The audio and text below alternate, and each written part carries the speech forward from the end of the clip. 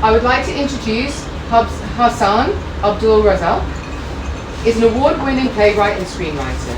His plays include The Special Relationship that was played at the Soho Theatre in 2020, and Here I Am at the Arcola Theatre in 2017, currently touring internationally.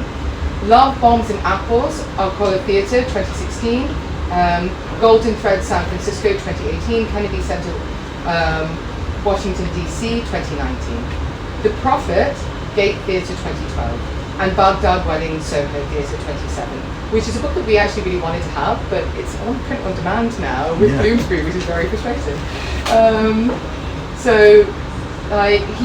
His two-part adaptation of the Jaffa Cherry Orchard was broadcast on BBC Radio 4 in 2025 and nominated for Best Adaptation and Best Actress in the BBC Audio Drama Awards.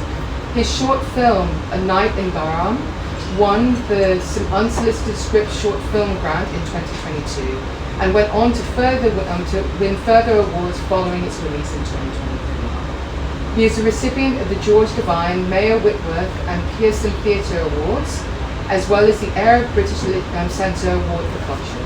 He's a Fellow of the Royal Society of Literature. Today, they will be talking about Notes from a Lost Country, a breathtaking portrait of lives rebuilt in the shadow of loss. The novel follows two Iraqi men in exile, a retired doctor slipping into dementia, and a deserter marked by war, as they navigate life in America after the Gulf War. Both carry wounds that won't heal. One is lost in the past, and the other is desperate to erase this. I will pass it over to Hassan. Hello and welcome. Can you hear me at the back? That's. I'm not an actor, although I'm a playwright, but my projection skills are a bit lacking.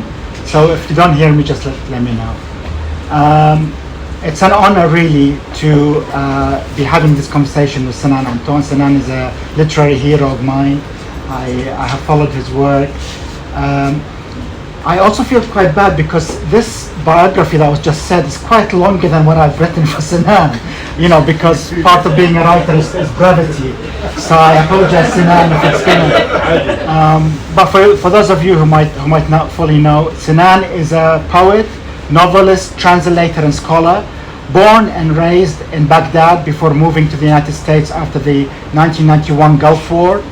He's the author of 5 acclaimed novels, including The Corpse Washer, The Baghdad Eucharist, The Book of Collateral Damage, as well as several collections of poetry, and is an award-winning translator of Arabic literature, including the works of Mahmoud Darwish.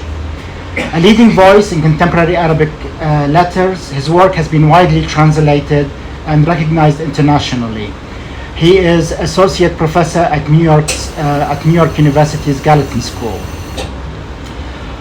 Over the last 2 decades, Sinan has built a remarkable body of work exploring Iraq, exile, memory, violence, love, language, and loss.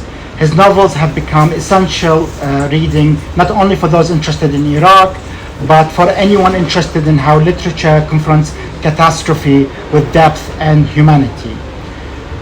Tonight we'll talk about his artistic journey and, of course, about the book itself, Notes from a Lost Country. It's a novel that I think opens up new territory while continuing to wrestle with many of the questions that have animated Sinan's work from the very beginning.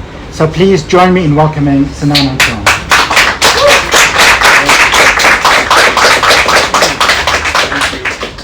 So Sinan, most people know you as a poet and a novelist, but I think our paths intersected around 2005, 2006, when I organized a documentary festival in London, Iraqi documentary festival, and you sent your film about Baghdad. So I first knew you, and you were kind of in my mind as a filmmaker. My question to you is, first tell us a little bit about your artistic life and your journey, but also why did the novelist ultimately win over the filmmaker? Thank you. First, thank you so much, Hassan. The honor is mine. I admire your work. I love your work, and I'm very happy to be here. And thanks for our generous hosts, and thanks to all the friends who come from near and far. It's lovely to see you and to see new friends. I had this fantasy when I was a teenager that I would be a filmmaker. in addition to being a writer and a poet and all of that. But I didn't go to the Academy of Fine Arts in Baghdad, and then in the US the paths, diverged and whatnot. The documentary we made together as a collective with my partner and friend Sam Haddad was out of frustration with the racism of the US media.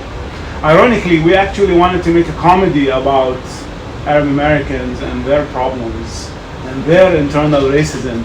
But then 9/11 happened, and then the run-up to the Iraq War, maybe some of you remember, some of you are too young to remember, the shallowness of the way the US media represented Iraq's entire history was so ridiculous. And that very simple equation, Saddam Hussein is a dictator, the United States supports democracy, and it topples dictators. Nothing about the long history of US involvement in supporting Saddam Hussein, or the sanctions, or the 1991 Gulf War. And it was enough just to have one Iraqi American come and say, I am for the war, then it would mean that all Iraqis are for the war. So we were very frustrated and felt that we had to go to Iraq and film Iraqis from different backgrounds to show something that should be taken for granted, that Iraqis, like all human beings, have different opinions, have different positions, and some may be for the invasion, but others are against it. We weren't professional filmmakers, we had fantasies, but we went with very little means and spent 2 weeks around Baghdad talking, and back then Iraqis were very thirsty to talk about what they had witnessed. And I remember when we went back and we were doing the production, my colleagues were like, how do we make sure this film will have a long shelf life? And I told them, if I may toot my horn, don't worry, it will have a long shelf life because no one will be interested in Iraqi civilians. And it's true, after now, how many years it's been? The great majority of documentaries are about American soldiers, American contractors, and very few are about Iraqi civilians. So the novel, also it's frustrating to work with other people, as I'm sure you know. As a novelist, I take all responsibility for the good and the bad, right? The film is, I'm proud of the film, but it was, to me, frustrating because if you vote on everything, sometimes as an artist you just have to take risks, right? But also, you know how with the film, especially in the US, even independent documentaries, it just requires so much capital that it's very difficult. And it's too late now.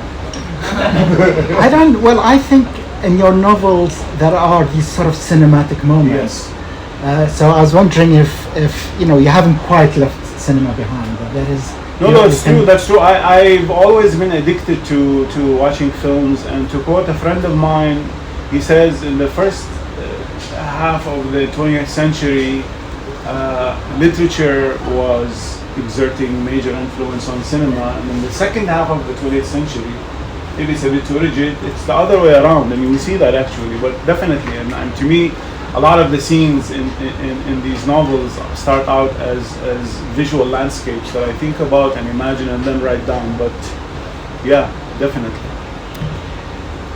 Great. So I think we will turn our attention to the novel now, talk about it a little bit. As was summarized, it's the story of these two Iraqi men. They're both living in exile in America. One man, Sami, the older one, he's kind of losing his memory and is trying to hold on to the memory that he has of Baghdad, and the other one, Omar, a younger one, is trying to forget Iraq in a kind of, just to put it in broad terms.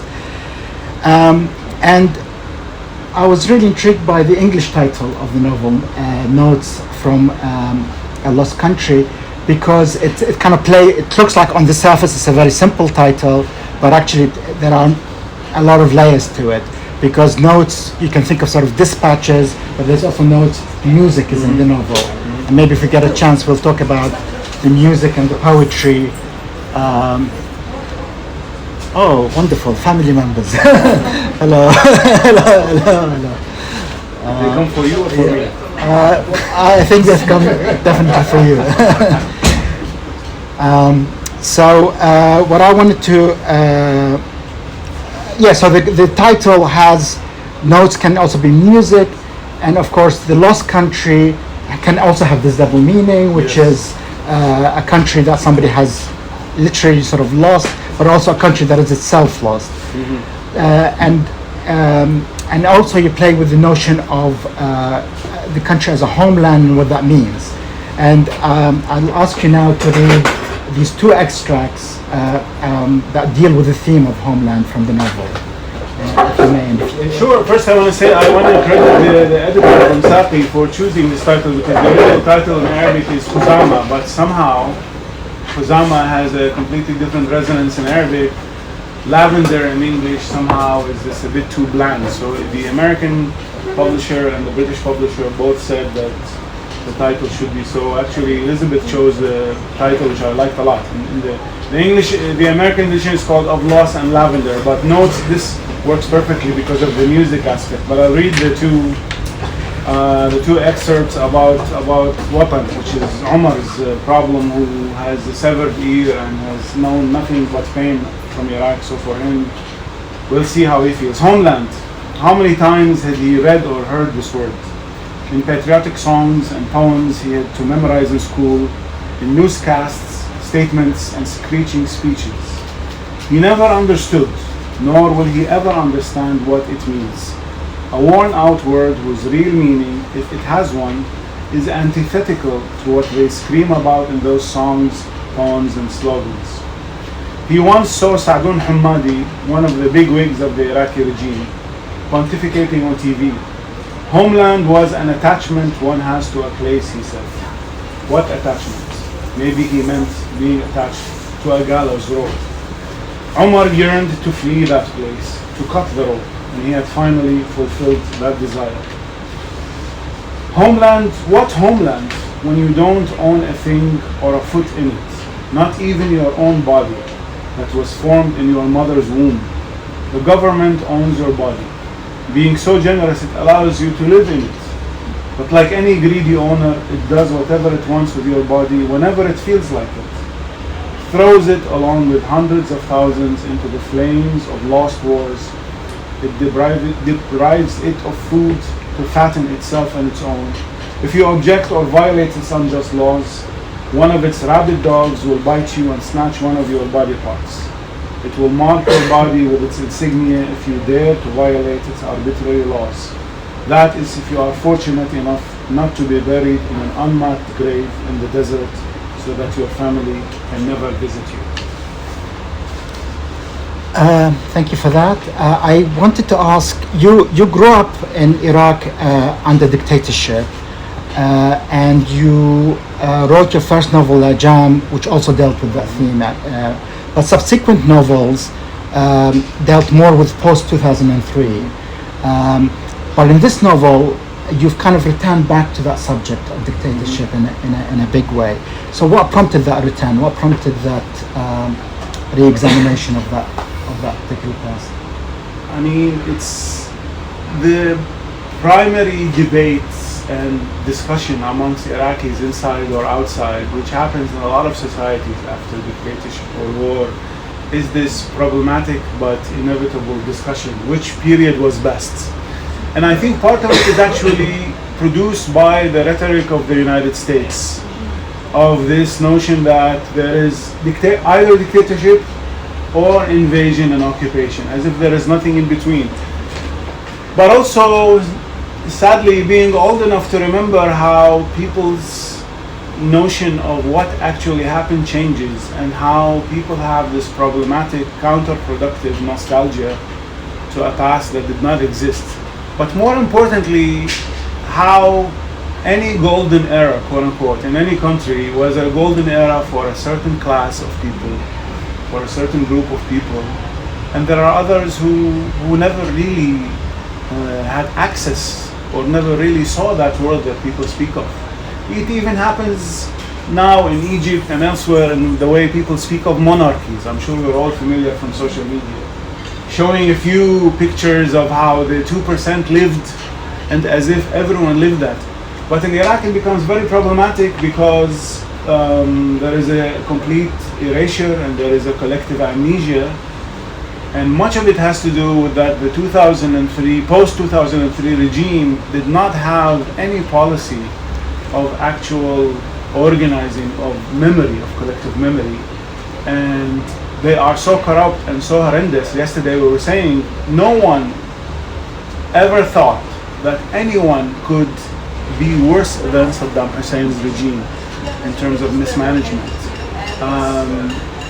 So I had to write it because I could see how there are these two conflicting and competitions for who suffered more also. It's هذا صراع المظلوميات which happens, which is very counterproductive and problematic. Also that characters such as Sami, the doctor, there were millions of Iraqis who were not necessarily complicit in the crimes of the regime, but somehow managed to navigate dictatorship without selling their souls.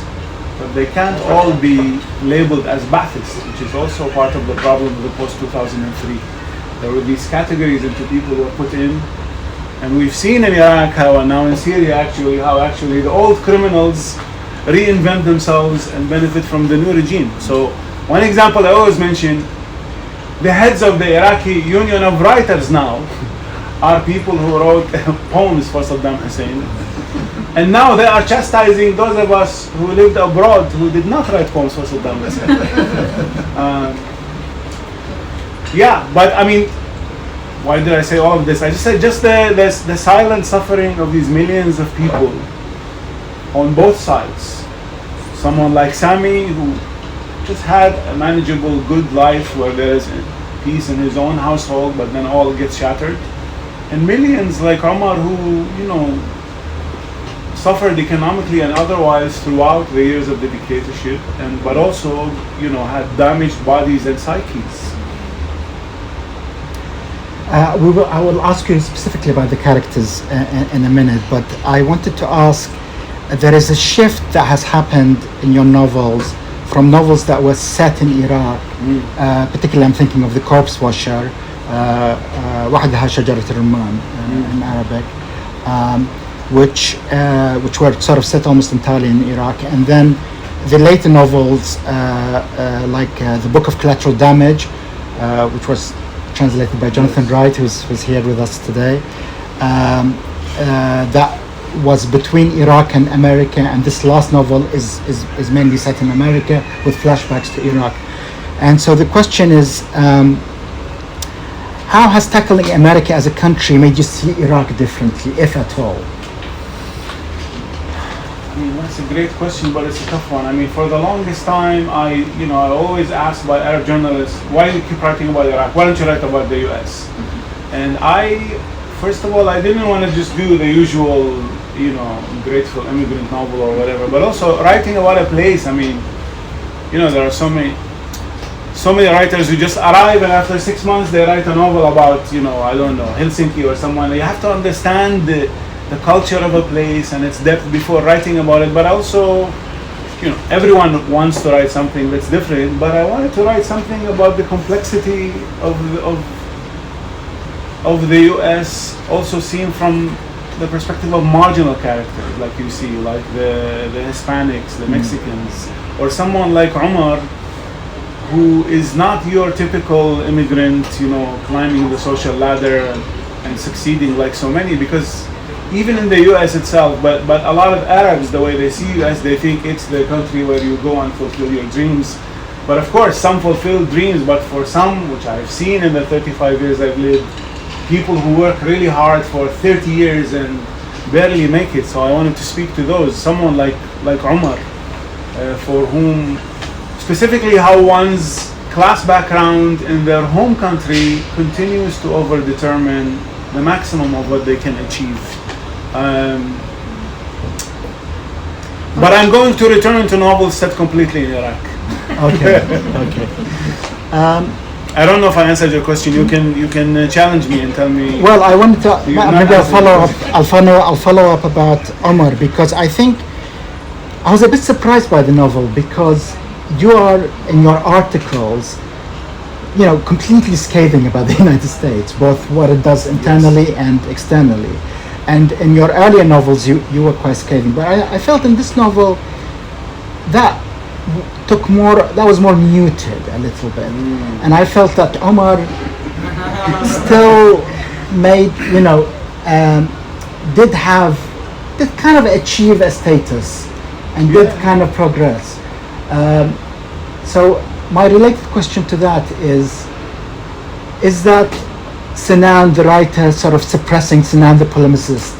And the no, that's a good question. That's how I consider that a compliment. I tell you, because in the Wahda Shajat al-Rumman, the pomegranate alone, which is unfortunately in English the Korfasha, a very dear friend of mine who is also very well read, and she loves my work. She's like, that novel is great, but there is one part where it's not the character, it's you angry, screeching the uncle, which is true. And so I wanted to make sure that, which is a big challenge, but it's very important because it's a trap that we all fall into, to have the character say what I want to say. But for someone like Omar, and I've met a lot of these people and I've argued with them, for whom this is how Omar sees the United States. We've seen that with Iraqis, we've seen that with Iranians also, and it doesn't matter. So I consider it a compliment because I don't want the characters to be proxies for me for what I can do in the articles. Whereas Sami, of course, is someone different, because Sami does not buy into all of that, and he talks about all of. So if Sinan, the essayist and the angry, bitter person, does not speak through Omar, that's good, alhamdulillah. Yeah. Right? Because then it doesn't become believable. I have a question about that, but we'll see. Because there are more important questions to get to. So I don't want to distract from it, because I disagree slightly with that. Please speak freely. It's a free country for the time being. Yeah, for the time being. We might come back to it if there is time. I wanted you to read the extract about Sami. Yes. For now, yeah. So just introduce it a little yes, bit. Sami starts to show these symptoms of problems with memory. So this is just describing, his descent into dementia and how that feels. In the last 2 years, his head no longer resembled a boat with a hole. It was more like an old abandoned house. Its rooms are barren. Walkways dark since windows had grown tired and shut their eyes, except for one small room from whose ceiling a light is dangling. Every now and then it wakes up from its slumber for no reason, as if it had just remembered what it was. It sends out a flickering light for a few seconds, revealing the room's walls, as well as the chaos of scattered objects on the floor. The light pants and mumbles before reverting to its silent darkness, and the instance is forgotten. The room has 2 windows, one broken, the other open. Both are too tired to stop the moody wind from wreaking havoc. Sometimes it whispers, but it blows, whistles, and howls at other times. It gets so irate sometimes that it pushes aside all the furniture and objects standing in its way. See, it's happening outside. In the corner of this small, dark room, a terrified, lost man is squatting. A man whose head has become an old, abandoned house. So this extract is quite a poetic meditation and description of dementia and what happens in it. And I feel there is a kind of continuity with the Book of Collateral Damage, where you had, in the Book of Collateral Damage, there were like chapters where objects would speak or animals would speak, and I feel this is a kind of continuation of that. I don't know of that kind of style that you kind of developed. But my question is, this is based on a lot of research about dementia that you did. Yes. And I think, what's the particular dementia type? It's Lewy body's dementia. So tell me more about that process. How did you dig into it? How did you find it? And then how did you translate that kind of, let's say, medical research into poetic language and metaphors and so on? Yeah. So in the beginning, it was I knew that it has to be a character who loses his memory and tries to hold on to it. But then when I started to do the research, I realized that there's dementia, many types of dementia, and there's Alzheimer's. So I had to decide. I mean, it had to make sense. And then I came across this Lewy body dementia. I chose it because that type of dementia, the patients have visual hallucinations.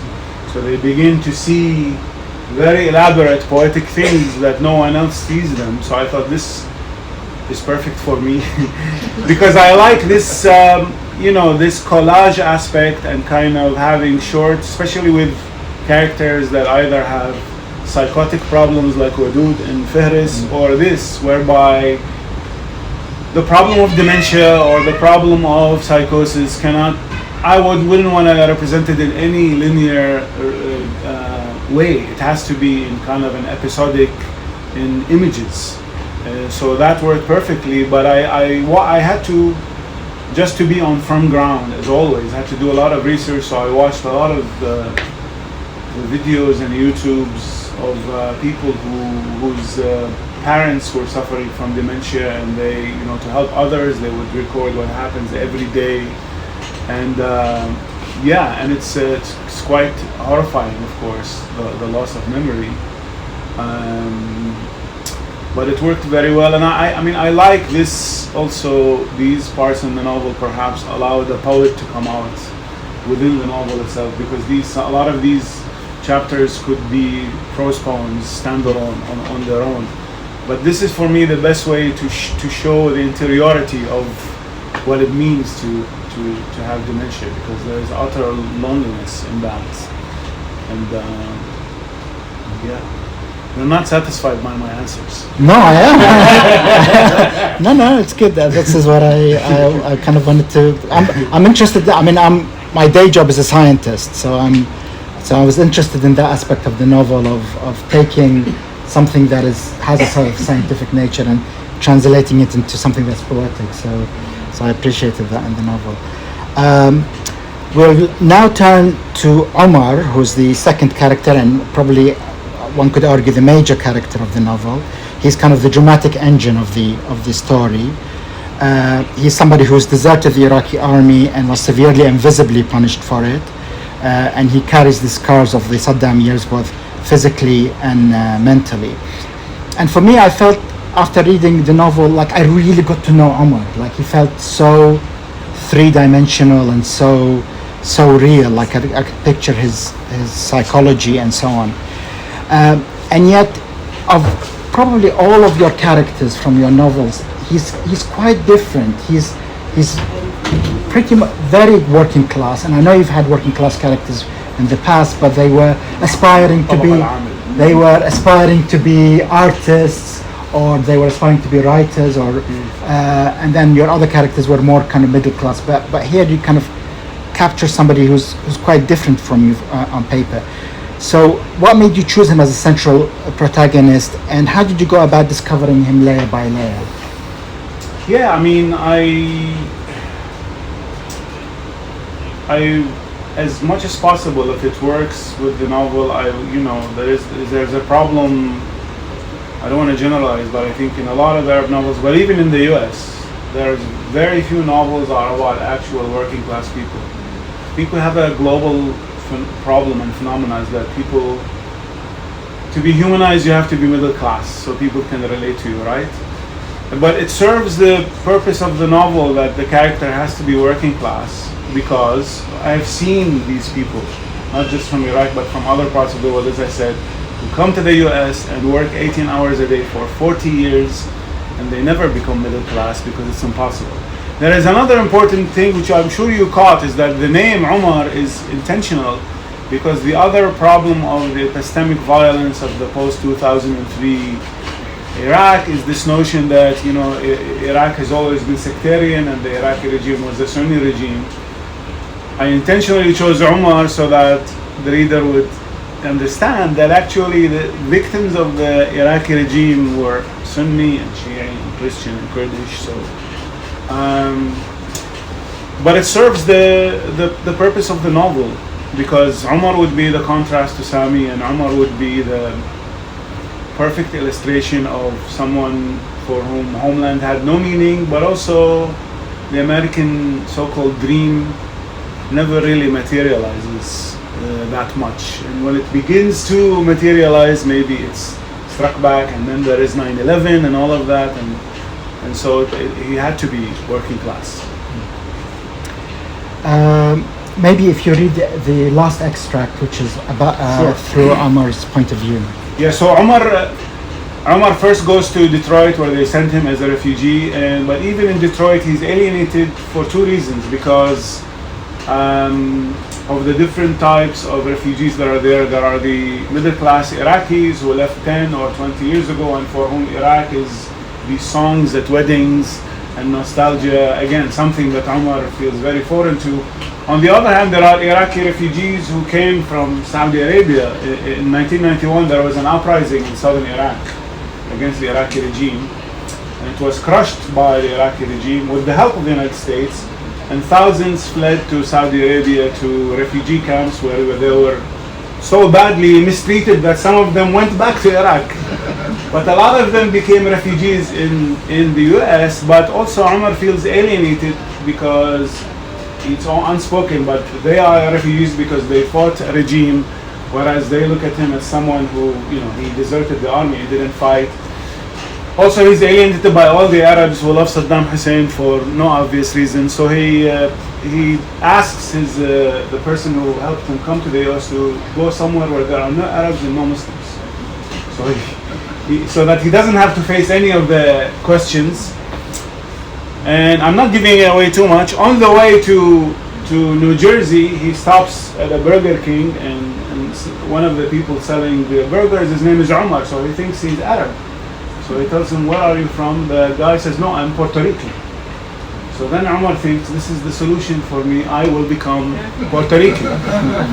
But when he moves to New Jersey, he works on a goat farm with this nice couple, and then things start to settle, and he starts to learn Spanish so he can pretend to be Puerto Rican. And then, because the American dream works for some people, the white couple expand their goat farm into a lavender farm, and Umar takes care of the lavender and begins to feel at home. So this is describing the serenity. And since it's June, it's good to read this. June is when butterflies appear, timid initially, but they soon gain their usual audacity. As it retreats, making way for July, bees come out. Umar sees them hanging on long lavender spikes, bending under their weight. They resemble pole vaulters, but they need neither a pole nor to vault. Their wings suffice as they take what they need and hop from one spike to the next. Around this time, catbirds make their way back from the south, from Florida or the Caribbean. They settle in their old nests or build new ones. Fireflies too appear in the evenings, and their dance reminds Umar of the first day he arrived. He feels calm and serene. Wonderful, thank you. I think I'll ask one last question, but now sort of in your minds prepare questions, because I'm just going to open it to the floor shortly. I noticed also on the Book of Collateral Damage, the previous novel to this, there was also an episode in rural America, and that is a lot of episodes here. So I have sort of two questions about that. One is this something drawn from your own personal experience? Because I also saw a podcast where he said, no, actually you researched this, but because it occurs twice, I was wondering whether you have been drawn to the American kind of landscape of that. And the second question is, if you, being a professor of literature, what would you sort of say is the role of nature in this novel? Because it's quite prominent. I also mean like animals and so on, and the lavender itself.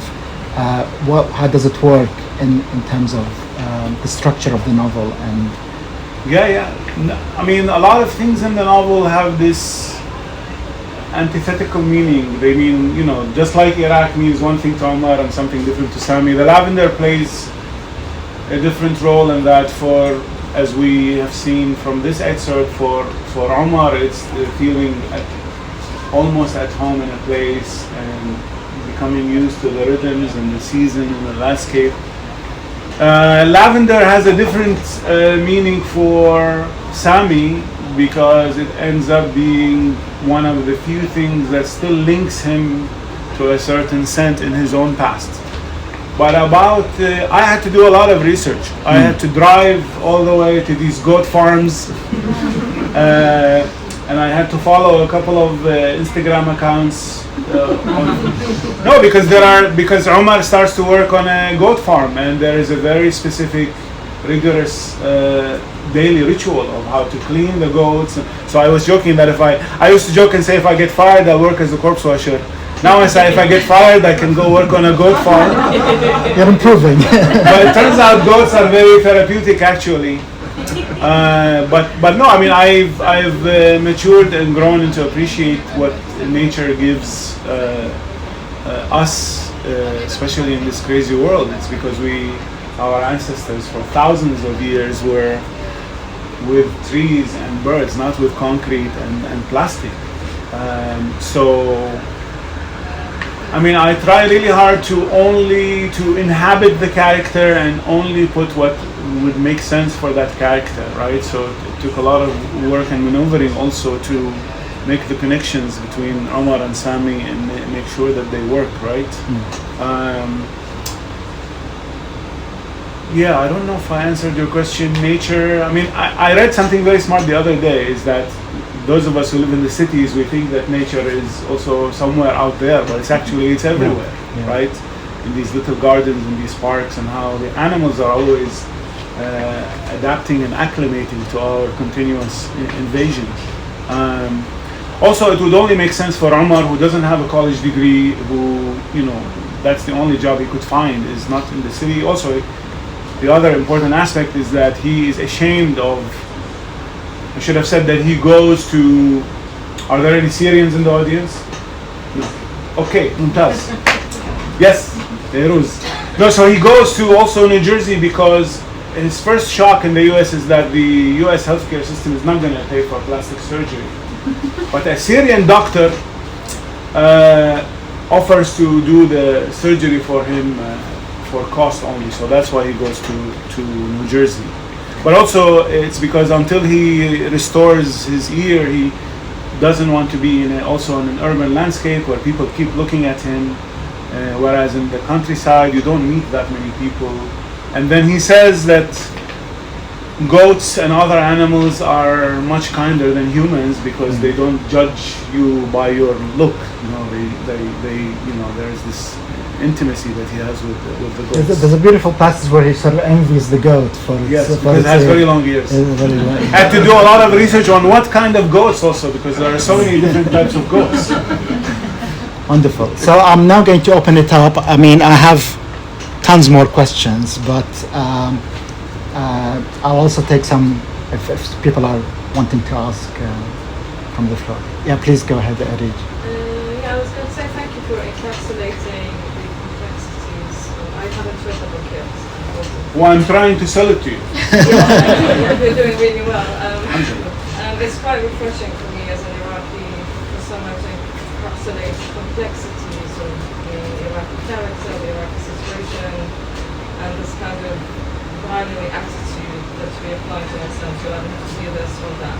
Also, and I think it's really about time that someone peeled the layers on this and gave it some nuance.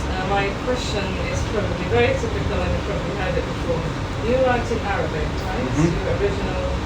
Yes. How does this feel for you, and do the Arabic copies have a different resonance to the English ones? Do you get different kind of reactions? Do you get enthralled in kind of political debates with the Arabic copies?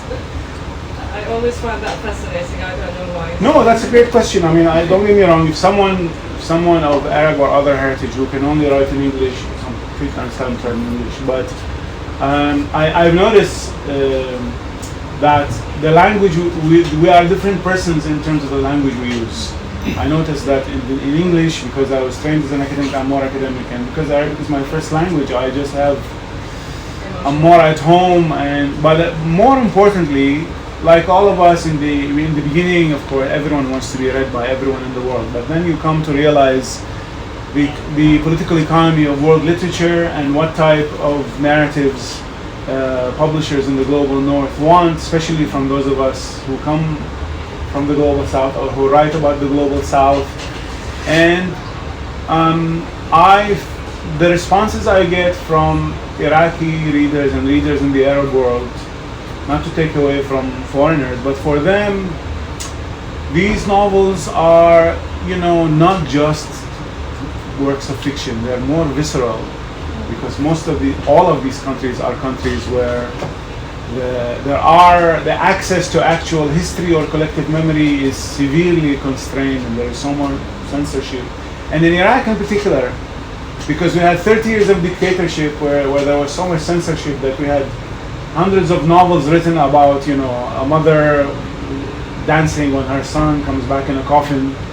So we have this 30 years of war that wasn't written about, and then we have later. So, and I'm not interested. I mean, I wrote an article about how I think of Iraqi and Arab readers as my first row audience, which I would be lying if I didn't say they're more important to me than other readers. And I think there is, the characters to me are real, and these characters speak. I mean, in this novel, there are people speaking the Iraqi dialect, Lebanese dialect, Yemeni dialect, and if I would write in English, I would be translating already. In the article I wrote, sorry to quote myself, but this Iraqi filmmakers in New York told me, Sinan, why are you writing in Arabic? How many copies are you selling? Write in English. I don't know. But he doesn't know that kind of you have to make so many compromises, consciously or unconsciously, to satisfy the mainstream publishers. That's why it's time for a big shout out to independent publishers in the US and here who take chances with our novels. Also, I relish using Arabic. I relish writing the dialogue in these different colloquiums. That's the joy of writing. And in the English version, you kind of, I think you also played with the English much more. Yes. So you kind of have different dialects of English. That's true. That's a very important point, because in the Arabic, Omar, his English is broken, but I can't render that in Arabic. So when I translated it into English, I had to make it ungrammatical. Also, the Hispanic characters, there are certain types so that's a very good point. So this was more than just a translation. Yeah. Is the Arabic copy available online? Of course, everything is muqassam. Especially if it has to do with Iraq. Please, go ahead with your question. Thank you, Sinan, for seminar. If you could speak up a bit, sorry. I'm very happy to see you for my first time in my life, and I just want to ask you about your relationship with time. Like every time when you read your novel, we can find like there is a ontological perspective in your novels. Like we feel like Sinan Antoon feels nostalgic to the past. What does he do?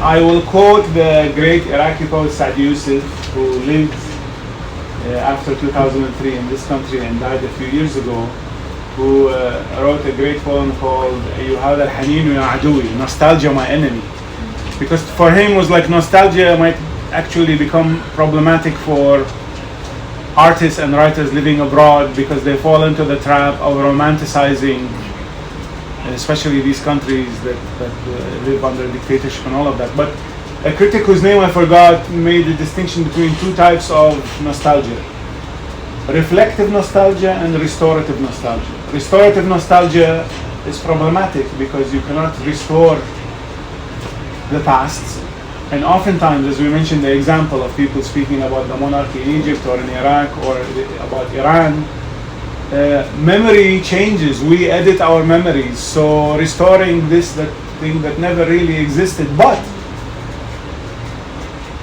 there is no escape from memory and from the past. Everything is in the past. The beginning of this talk is already in the past.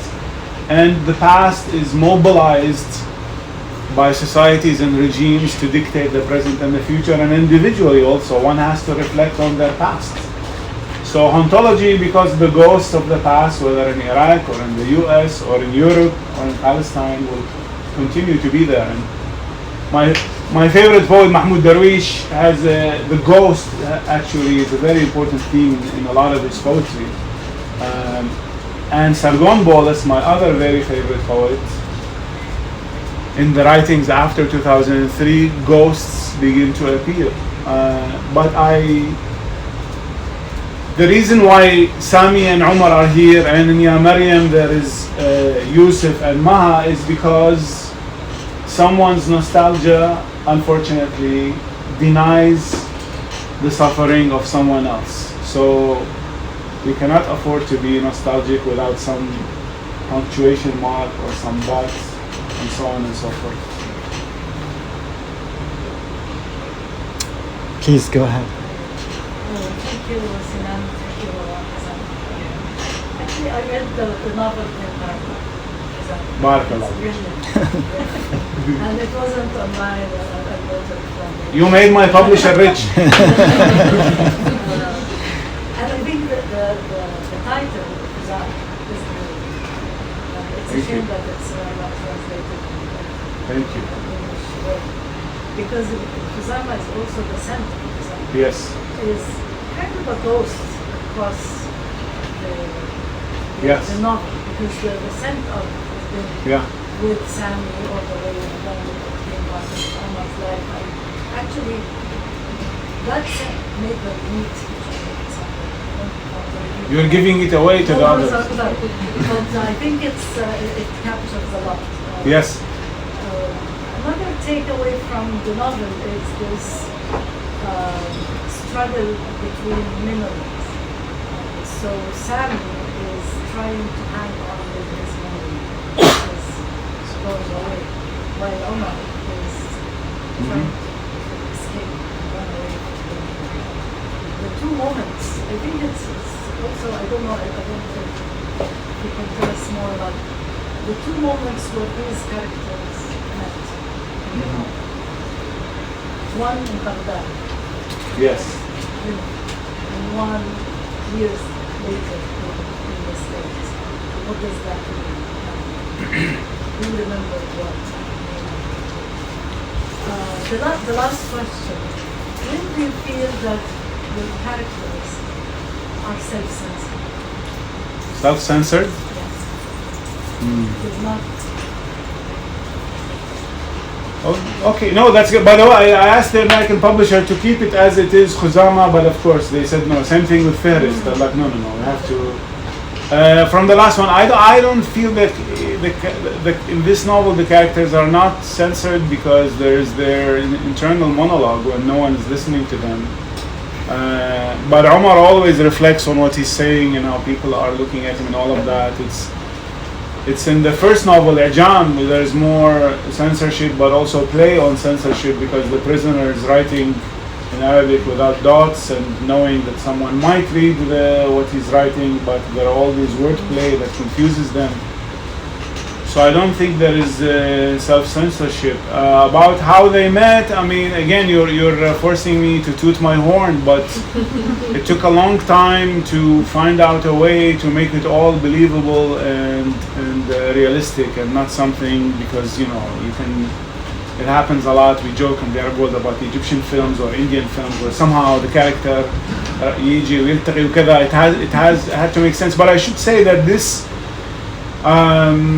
is an important theme that you see recently in recent decades in reality, where, you know, there are confrontations between characters where the trauma of what they went through in the home country comes alive, whether from people from Bosnia and Serbia, or even, you know, Syrians who meet people who oppress them, and so on and so forth. So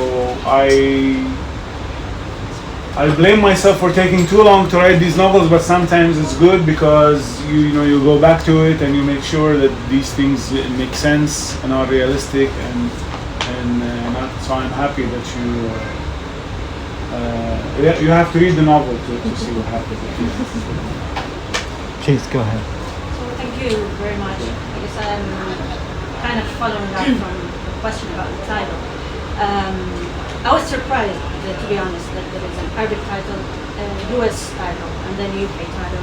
You touched upon this in the beginning a little bit, but can you say more on like how when you see like a different title on the same story, like what did it add to it? What did it take from it? Mhm. And then I read the US version on Audible, so it was audio. And yes, I did caught that different English, like language and grammatical English. So it was interesting to hear it, right? So now I'm thinking, I don't know if you are thinking too of like having an audio book of the Arabic version, right? Because it would be also like in terms of like hearing Yes. it would be interesting. And then last question, why goats?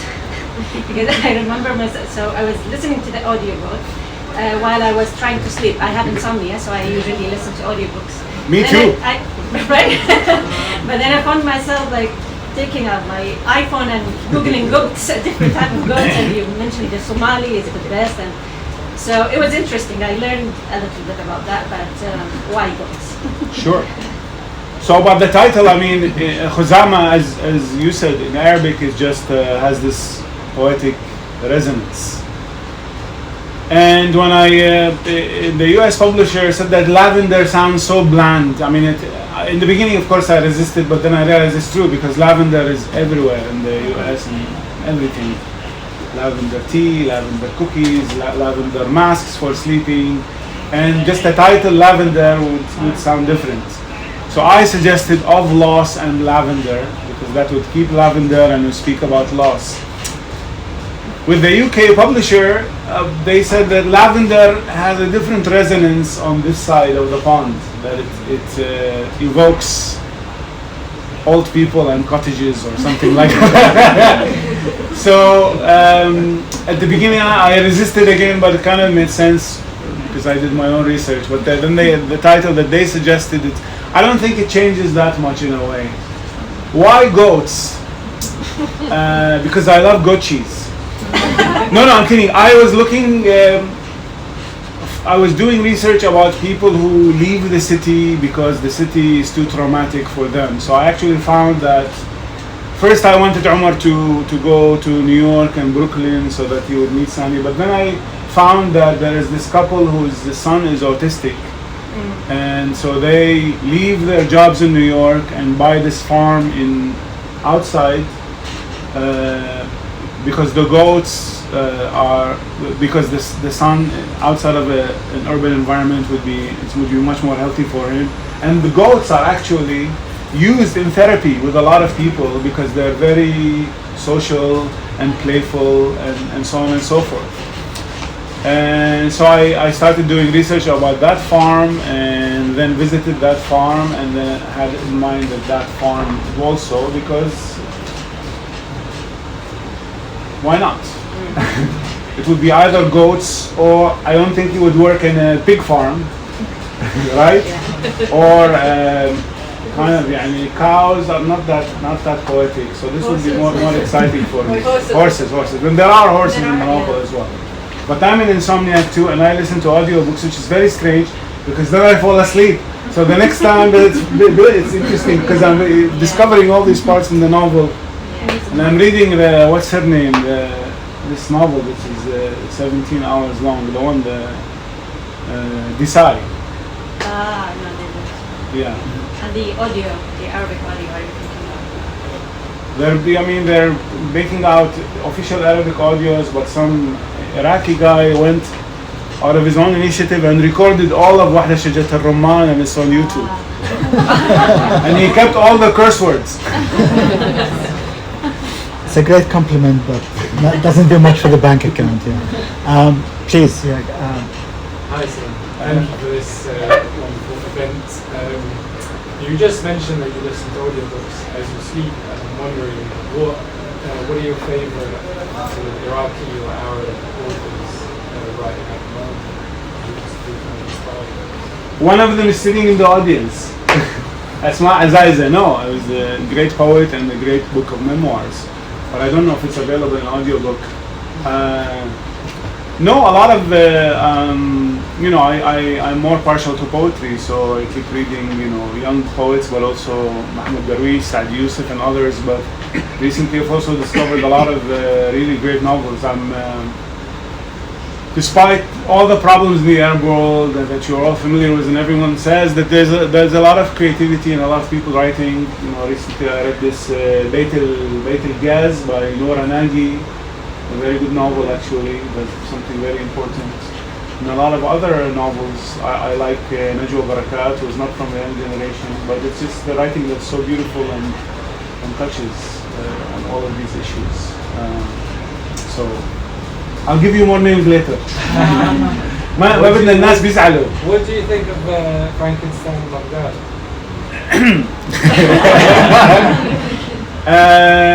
Is this being recorded? No, look, I think this is something that I've been actually writing about. This problem will be faced in Syria, and there's a problem of the way we write about excessive violence. And it's not, we cannot deny all the violence that took place, but there is a way of writing about the violence that took place in Iraq. I'm not talking about Frankenstein, about other novels where unintentionally, the narratives rhyme with the US narrative about Iraq. The US narrative about Iraq is this unknowable place that has massive violence, that oftentimes gives the impression that violence is somehow organic and cultural, that doesn't have a history. And it becomes kind of what Iraqi scholar Hanan Jassim calls the what's the title of Hannah Arendt's, the something of violence, of total, the banality of violence. The violence becomes so banal that it doesn't. I think Hassan has an opinion on Frankenstein in Baghdad that he posted on Facebook. That must have been years and years ago. So Last year. About Frankenstein Baghdad? Yes. Yeah. Maybe you forgot. Conveniently forgot. Yeah. Let's move on. Shall we have two more there is. questions? Yeah, please, Jonathan, go ahead. I asked you this outside, but I think it might be worth answering in front of the whole audience. It's fairly unusual for an author to translate his own, to write his own book twice in different languages. And you've done it in 2 occasions in your career, I think, maybe more, I don't know. At least 2, or maybe worked with Wakbaha, Roman, and with this book. But you haven't done it with some of your other books. What makes the difference between those you feel that you want to rewrite in English and those that you're happy to have translated by somebody else? Sure. So when I was a 16-year-old aspiring writer, I read something about Gabriel Garcia Marquez coming down the stairs in his house, and he was crying, and his wife knew that he had, killed one of his characters because he lives. And at the time, I thought that's so silly. Who would that? But when I finish writing the novel in Arabic, I have this postpartum depression because you live with these characters for 3, 4, 5 years. And then when the novel is finished, you don't know what to do with yourself. You go back to mundane life and your other problems. So translating Wahashat al-Rahman was because I missed these characters and probably kind of masochistic, right? To go back to that atmosphere, but it's taxing emotionally, and it's not good for my wife, my partner, because if I'm dealing with corpse washing all day, and then you can imagine dinner conversations, and I'm so drained I don't want to talk about anything. When I finished Fihris, you caught me at that moment when you emailed me, and I was like, okay, you do it so that I don't have to go back to all of that. But I as I mentioned outside, there are so many with this novel in particular, because Sami's nurse discovers, which is a reality, that actually music is a way of treating dementia and Alzheimer's, because it turns out that the last memories that we have to do with the music that we loved when we were young. So even when most of the memory is gone, if an Alzheimer's or dementia patient listens to songs that he or she really loved, they are able to access those memories. So there are all these Iraqi songs in the Iraqi dialect of the 70s and all of that. It's like, okay, I'll just do it myself. Also to go back about responsibility, so I take all the responsibility for the flaws and the problems. But I thank you so much for translating Faris, which is a very tough book to translate. So I don't know if were you depressed while you were translating it? No, I didn't see it that way. I thought it was kind of a very forensic analysis of particular themes, particular objects, wrapped into a wide scope. To take you up on that, I got the impression from Faris that you actually worked on an almond farm in California. But is that completely not understanding of You are doing what the Arab and Iraqi readers do, and they're like, in Wahish al-Rahman, when you went, and no, last week this guy sent me from Kavmiya in Baghdad. He's like, I passed by this house, and it could be the house of the girlfriend you talk about in Iran. And I was like, it's a nice house, but no, I didn't. That was also a lot of research. I guess I'm saying that because some of our colleagues in the academic world think that writing an academic book is harder than writing a novel. Which, when I'm writing a novel, I don't think it's easier because, yeah. We have time for one more question because we have to. Yeah, please go ahead. Thank you so much. I was just really kind of picking up on the point about nostalgia and connection to memory and the past. As someone that was born here, a lot of my connection to Iraq is through my parents' nostalgia and probably over-romanticization of their past, which I believe is kind of how they deal with trauma and memories.